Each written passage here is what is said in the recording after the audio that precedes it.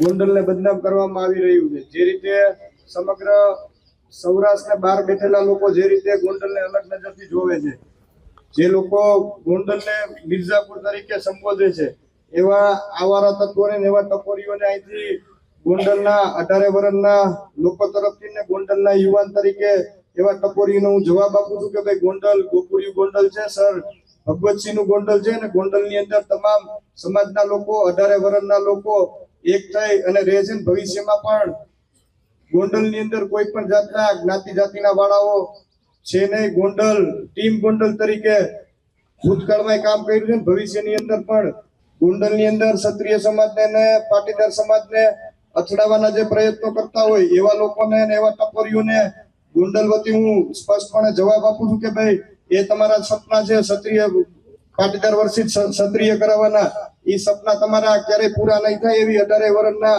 લોકો તરફથી ટપોરીઓને જાહેરની અંદર હું જવાબ આપું છું। વધારે વિશેષ કઈ નહીં, પણ આ ઘટનાની અંદર પણ ક્ષત્રિય સમાજના સૌ લોકો, પાટીદાર સમાજના લોકો, તમામ સમાજના લોકોએ જે એકતા બતાવી છે, જે સાથે ખંભે ખંભો મિલાવીને ઉભા રહ્યા છે, એમનો પણ હું હૃદયપૂર્વકથી ખૂબ ખૂબ આભાર માનું છું।